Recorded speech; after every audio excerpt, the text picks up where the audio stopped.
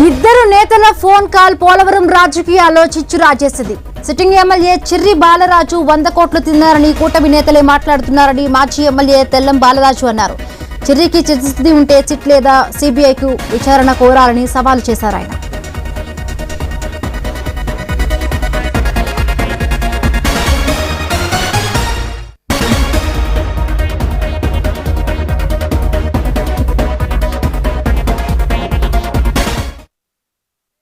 వంద కోట్లు మార్కు దాటిందంట.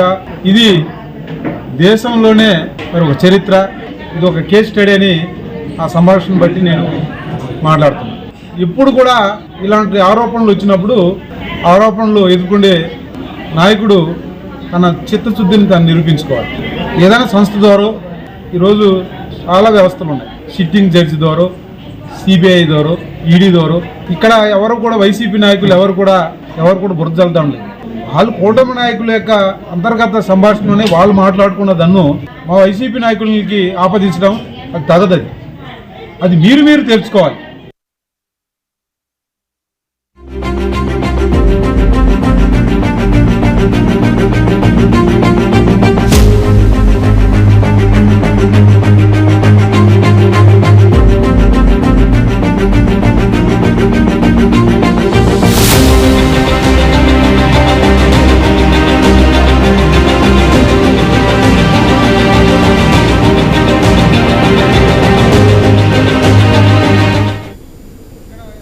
దీనిపై మరిన్ని అప్డేట్స్ మా కరెస్పాండెంట్ భార్గవ్ అందిస్తారు. భార్గవ్, బిందు అటు పోలవరం ఎమ్మెల్యే చిర్రి బాలరాజుకు సంబంధించిన విషయం ఇంకా మరింత తీవ్రంగా కూడా చర్చనీయాంశంగా మారుతోంది. ఇప్పటికే అటు అధికార పార్టీకి చెందిన నేతల సంభాషణ లీక్ కాగా ఇప్పుడు దానిపై పోలవరం వైసీపీ మాజీ ఎమ్మెల్యే తెల్లం బాలరాజు కూడా స్పందించారు.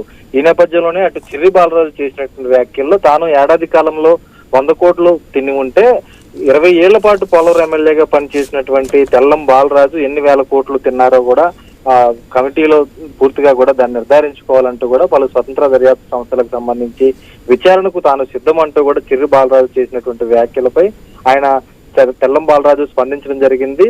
దీనిపై చిత్తశుద్ధి ఉంటే పోలవరం ఎమ్మెల్యే చిర్రి బాలరాజు ఖచ్చితంగా కూడా విచారణ కమిటీలకు ఆయనే వెళ్లి దీన్ని నిరూపించుకోవాలని సిట్టు, సిబిఐ వంటి దర్యాప్తు సంస్థలతో ఆయనకు సంబంధించినటువంటి అవినీతి ఆరోపణలు కూటమి నాయకులే చేశారు కాబట్టి వారే ఆ దర్యాప్తు సంస్థలను ఆశ్రయించాలనేది కూడా ఆయన సవాల్ విసరడం అయితే జరిగింది. తాను 20 ఏళ్ల పాటు ఎమ్మెల్యేగా పనిచేసిన ప్రజాక్షేత్రంలో ఉన్నప్పటికీ కూడా ఎటువంటి అవినీతికి తాను పాల్పడలేదని, చిర్రి బాలరాజు అవినీతికి సంబంధించి ప్రతిపక్షాలపై ఆ బురద జల్లడం కరెక్ట్ కాదంటూ కూడా ఆయన ఖండించడం జరిగింది. వైసీపీపై ఈ బురద జల్లే ముందు కూటమి నాయకులైనటువంటి దేవినేని ఉమ, కరాటం రాంబాబులు జరిగినటువంటి సంభాషణకు సంబంధించి సమాధానం ఇచ్చుకోవాలంటూ కూడా ఆయన సెటైర్ వేసినటువంటి పరిస్థితి కూడా ఉంది. అటు చిర్రి బాలరాజుకు ఓవైపు కూటమి పార్టీ నుంచి, మరోవైపు ప్రతిపక్ష వైఎస్ఆర్ కాంగ్రెస్ పార్టీ నుంచి కూడా ఎదురవుతున్నటువంటి విమర్శల నేపథ్యంలో ప్రస్తుతం పోలవరం నియోజకవర్గంతో పాటు రాష్ట్రంలో కూటమిలో కూడా ఇది చర్చనీయాంశంగా మారిందని కూడా చెప్పుకోవచ్చు. Bindu, right, thank you Bhargav, thanks for the updates.